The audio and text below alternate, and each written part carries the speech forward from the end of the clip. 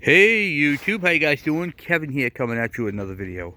So we are, what do you call it there? Working on my truck. This is my 1986 F-150. The cap is going to be going. My buddy Dominic's going to take the cap. And we just bought a brand new carburetor on it. We're still waiting for some parts for that. I was going to rebuild the carburetor, but I got a Warrior Street 600 for it. So should be really nice on there. But anyway, we're going to keep plugging away at it. And today working on a trailer. Setting it up. I don't know if this trailer hitch works. I don't know anything about the connector and all that. I don't know. So we're going to get into it a little bit today and see if we can test it, get it set up. I picked out the ball 1 7/8, which I knew because I haul this trailer all the time. And I picked out the drop. And as you can see, the trailer is sitting level. Trailer's sitting nice and level. And I used this little stand right here that I made out of an old-fashioned, what do you call it there, car jack stand. And I put a ball on that. It's all screwed up underneath of it, so it can't come out. And that's the stand for this trailer. So I put it next to the ball mount, and it was the right height. And that's how I selected my height. So you can see the nut is loose on there. I was just trying to test fit it and do all that. So, well, let's just get right into the video. So we're going to first tighten up that ball. I'm going to show you guys the proper way of doing that using a wrench, because most people don't have air tools. So this is a wrench that you can buy at Walmart, which is where this came from. It does both sizes, and I'm going to show you the proper way of doing all this. So I'm going to get you guys in the stand and we'll get crack-a-lacking. Alright, I know many people know how to tighten up a ball. That's not the reason why I'm doing this. There's an easy way to do it, and I wanted to show it to you guys. And that's it right there. You turn it out, you take it sideways, and then once you get the ball sideways, right guys, we can then take this out here, slide that back. There's a little bit more to this video than just this, so please hang tight. So never seize on the threads. And I'm not sponsored by these guys at all, but I'll show you guys what I use. I use the Permatex Never Seize, or Anti-Seize.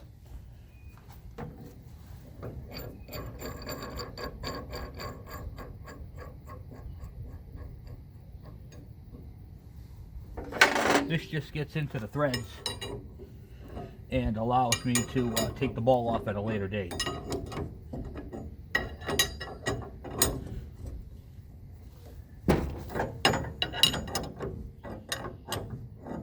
There's a lock nut in there. Make sure you get that lock nut on there.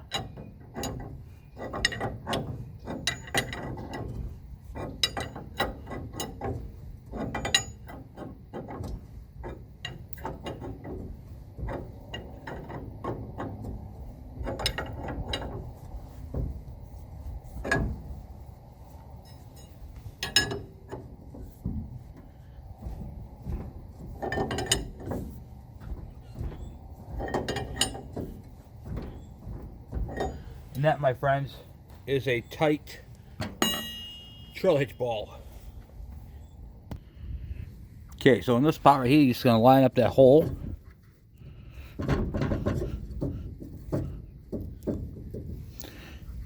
And you got your pin. The pin that I like to use is this style right here with the weight down. You see how the hole goes from the top? That's because this is the weight right here at the bottom.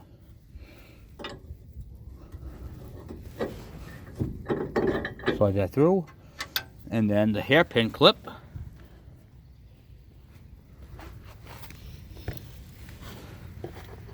As I showed you guys in previous videos, can go down from the top. It's touching down bottom here. This is good. Now you're probably saying, Kevin, why are you doing all these trailer videos? It's a good question, because there's a lot of trailer information that people need, you know. It's just one of those things where it's like, I see so many trailers on the side of the road because they came disconnected and unhooked because they weren't put on there properly. You want to make sure that's latched underneath there. So my job knowing all this and having a CDL Class A is to show you guys proper techniques of, what do you call it, the hooking up trailers. Always use your pin. If you don't have a pin, use a bolt. Safety chains are very important, but sometimes this truck has never, ever hauled this trailer. So we're doing this for the first time because this is our motorcycle trailer. Okay, see how short that chain is? That is not correct. So I'm going to have to get a length of chain and lengthen that chain because that is way too tight. It's going to bind on the ball. So I know I need to get safety chains. Not that big of a deal, but now I know. And knowing is half the battle. Okay, so now we're at the connector. Here's the connector. This is an old school style connector, and it looks kind of grungy in there. So we're going to clean that up. I'm going to show you guys what I use. Okay, so the first product I'm going to use is simply WD-40. Not sponsored. Love them though. Give it a healthy dose of WD-40. And I'm going to spray the hinge as well. Okay. Then I got these cool tools right here. These right here are for cleaning trailer hitches. So I'm going to open this back up.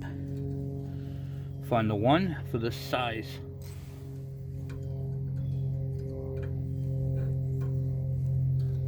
Rotate it. Clean them.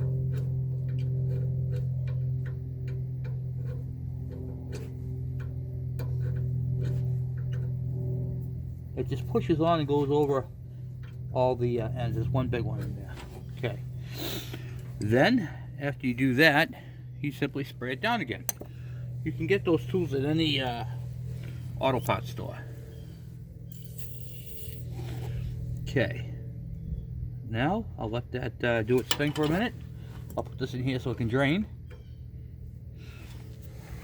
And what I'm going to be using on this truck is an adapter. Okay, this is made by Hobbs. Once again, not affiliated with them. And it is a 4 flat, which is what my trailer is.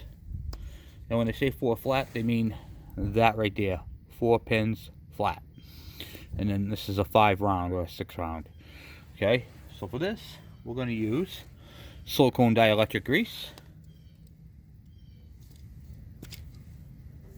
If we can get it out. Whoop, here we go. And I'm simply going to put that in all the pins. Even the ones that are empty. And this is going to help protect and keep the moisture, water out. I think my silicone stuff is dried up or is too cold. Hold on one second. Here we go.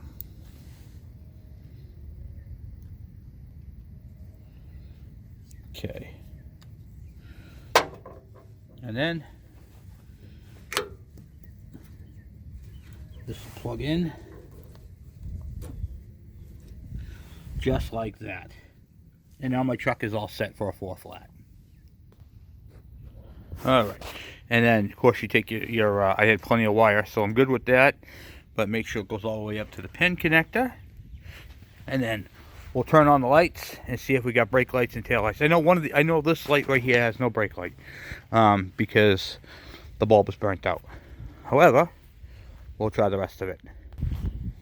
I know it's kind of light out to see them, but blink in there and blink in there. It will get brighter. I have to stop the truck. The battery is very low. In fact, you can even see on my truck how low the battery is. So let's go shut that off real quick. Alright. So I gotta charge the battery up in the truck. I'm surprised that even worked. The truck won't even turn over right now. But anyway, I wanted to show you guys some of the proper techniques of cleaning those sockets and putting them together. But now for the best part of the video. I want to show you guys what I've been up to. Okay, so many of you guys know that I haven't posted any videos in a little bit. And I'll show you why. Because I've been in here putting together the shop. This is where we're going to be working on a lot more Kawasaki's, Suzuki's, Yamahas, and that sort of thing. There's the KE102, KE102 parts inside that bucket there. The KE102 engine. Another KV75 engine. My toolbox. Check out close that door. And then, of course, you can see the bike rack. This is going to be the workbench area. Let me put the light on. Alright. So then we got the light on. I bought a 4-foot LED. I would show you that, but it would blind you.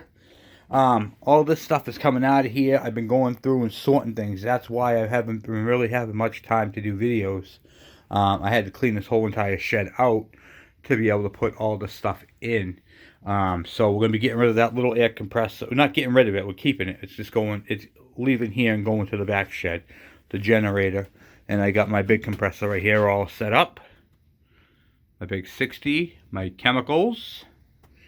So we got a lot of stuff going on, guys. We have, we're going to be doing some bike builds and stuff like that in here. Right where I'm standing, where this is, there's going to be a motorcycle lift table right here.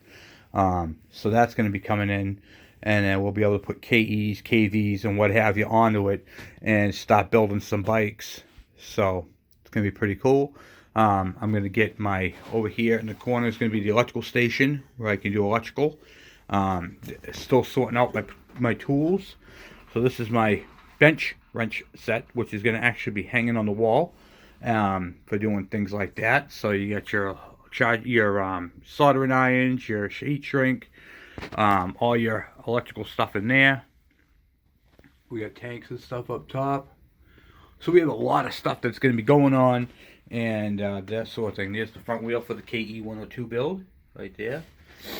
So yeah, and we got some mystery buckets to go through. So I'm going to open up some of those buckets on the channel and show you guys what's in them at a later date. Another compressor here. So we got plenty of air.